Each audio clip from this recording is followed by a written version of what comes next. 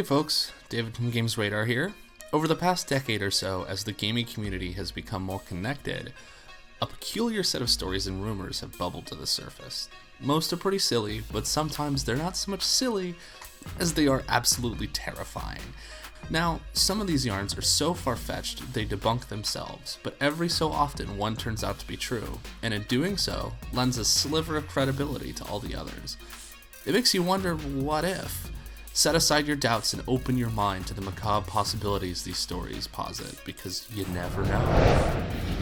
More than just a corrupted Morrowind mod. Deep in some long-forgotten hard drive lurks a mod for the Elder Scrolls III Morrowind with an insidious secret. At first glance, the mod, JVK1166Z.ESP, is nothing but a broken, save-corrupting mess. However, one intrepid user was able to run it properly, and gradually became obsessed with understanding the mysteries hidden within. Most of our information about the mod comes from this lone source. In this altered version of Morrowind, nearly every mission-critical NPC is dead, and your character is endlessly hounded by an enigmatic creature referred to as the Assassin. There's a sealed door at the bottom of an excessively difficult dungeon, and every remaining NPC states "watch the sky" when approached. One lone user eventually discovered the night sky in the mod mirrors our own circa 2005, and was convinced some celestial event would unlock the sealed door. They were also certain the assassin wasn't just stalking their character. A text adventure exposed a California murder. Pale Luna is an enigmatic, text-based adventure game in the vein of Zork and the Hitchhiker's Guide to the Galaxy. It's also nigh impenetrable. Your quest begins innocently enough. You're in a dark room. Moonlight shines through the window. There's some gold, a shovel, and some rope nearby, along with a door to the east. Attempting to use the shovel results in "not now," while using the rope gives you an ominous "you've already used that." Gradually, players head east into the woods, where they endlessly cycle between the four cardinal directions. Your only companion is Pale Luna, whose message repeats, "Pale Luna smiles wide." After a great deal of trial and error, one player managed to solve this maze and received a set of longitude and latitude coordinates for his trouble. But when he traveled to that point, located in Northern California, Pale Luna's sinister intentions were revealed. Secret of Evermore originally had a much darker tone. When your game stars a Marty McFly lookalike, a transforming dog, and is filled with cheesy B-movie references, it's hard to take things too seriously. Such is the backdrop of Secret of Evermore, a 1995 role-playing game for the SNES that married JRPG action with a distinctly American sense of humor. But was this always the case? Games can change a lot during development, and according to one source, Evermore changed drastically before its final release. Supposedly, the game had a much darker story and tone, remnants of which can still be found in the final game, most notably in the foreboding opening title crawl. But the best evidence of an alternate Evermore comes from a single marketing screenshot with the dialogue box, "How can you live with what you've done? Those poor children." This line doesn't appear in the final game at all, and there's no context for what it could be referencing. The haunted NES Godzilla game is more real than you realize. In this twisted version of Godzilla, enemies take on strange new appearances, bizarre personality questions are posed to the player, and gradually the author who wrote the original account of the game becomes convinced the game is speaking directly to him. A massive screenshot gallery corroborates his claims, showing off the game's corrupt, pixelated horror. But this is just some flight of fancy, right? Pure fiction? Not anymore, thanks to developer Iuri Neri, who is working on turning this internet horror story into a reality. More than just a ROM hack, NES Godzilla Creepypasta is a complete rebuild of the original game that incorporates the same plot points and imagery of the original story. Of course, whether or not the game will channel the spirits of your deceased loved ones remains to be seen. Fallout 3 predicts the future. This legend revolves around the in-game radio in Fallout 3, which apparently predicts the future. If you kill the host of Galaxy News Radio and then destroy Raven Rock, GNR begins to transmit heavily coded transmissions. These transmissions feature three dogs sadly reading off numbers before tapping off some Morse code. First, it predicts the time and date of Gary Coleman's death. Then it rattles off the following gems. The Queen has died today. The world mourns, as on days like these we are all Brits. Or, I can't believe Britney's actually won an Oscar, along with the accompanying dates. It's turned out to be a hoax because clearly these dates have passed and Her Majesty the Queen is still with us. Still, it was a fun story, and some of the later entries are downright chilling. I mean, imagine Britney Spears winning an Oscar. Kill switch doesn't even exist anymore. Experimental gaming is all the rage these days, but such was not the case in 1989 when the Carvina Corporation released Kill Switch.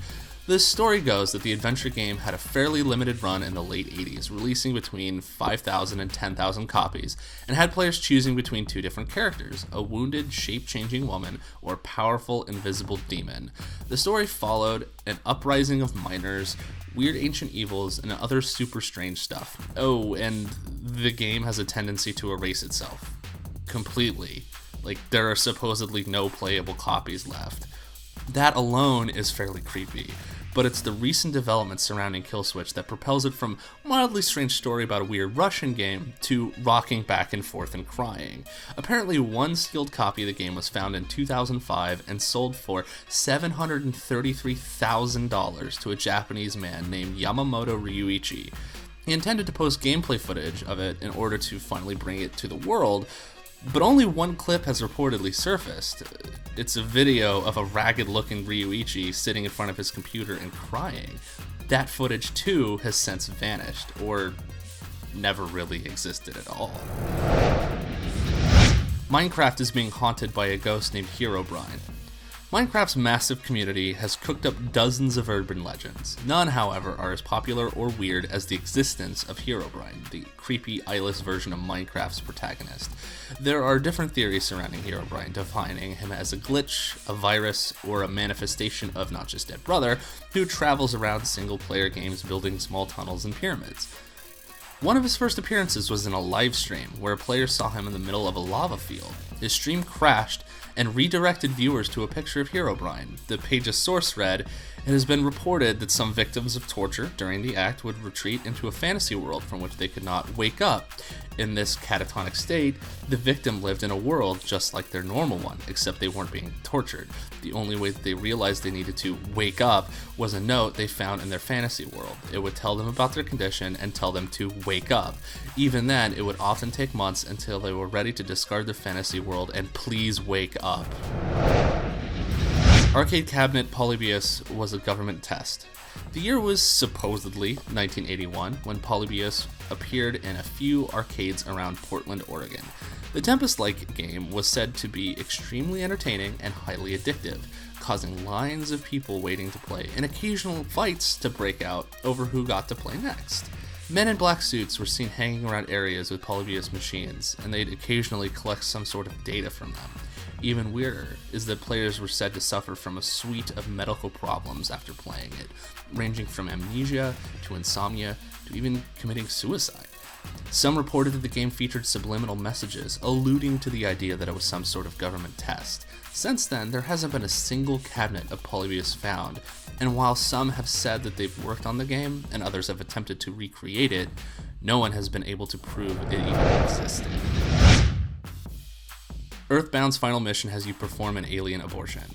For as silly as Earthbound can be, one thing is consistently serious: Gygas.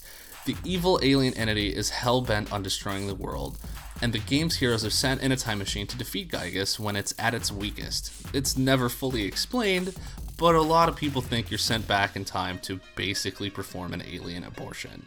Back in time, the team is now represented by robots who fight their way to a weird pink level that looks eerily organic.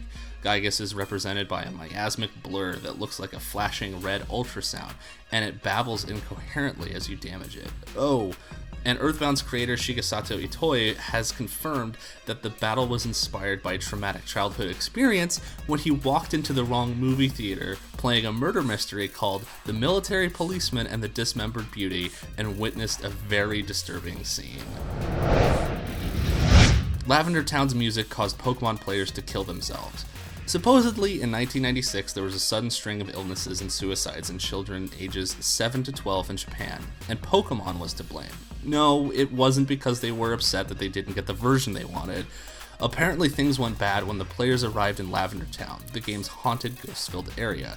The music here included strange, high-pitched noises that weren't audible to adult ears and only affected children. Since Nintendo employed only adult playtesters, no one noticed until children started killing themselves. It's reported that at least 200 kids died after hearing the Lavender Town tone, with countless more reporting headaches. In 2010, someone who analyzed the tone revealed Unknowns, a second-generated Pokemon, that spelled leave now because apparently children killing themselves over incredibly creepy song wasn't disturbing enough. Oh, and adding fuel to the fire, the music was changed in the US version with no reason given by Nintendo. Squall dies midway through Final Fantasy VIII. Of all the games in the series, Final Fantasy VIII carries with it the most absurdly disturbing urban legend. This one revolves around an event that takes place at the end of Disc 1, where Squall's team fights Edea on a parade float. After the battle, Edea fires an ice shard through Squall's chest, causing the emotional hero to tumble off the platform. Many believe that it's here that Squall dies. There's even an entire website devoted to the theory, and that the rest of the game is his near-death dream as he plummets to the ground. After being impaled, he wakes up in a prison, shocked by his lack of wound, and it's never again addressed. For the rest of the game, things go from mildly realistic to silly and nonsensical. Squall is thrown into a world-saving mission full of moon creatures and power fantasies. Even weirder is the final boss battle, which sure looks like someone slowly dying. We see flashes of scenes from earlier in the game, blurred images of his love interest, and eventually a random shot of Squall with a giant hole where his face should be. If you're looking for more creepy, weird, and interesting videos like this, be sure to subscribe to our YouTube channel, and as always, head on over to GamesRadar.com for the latest gaming news, reviews, previews, and updates.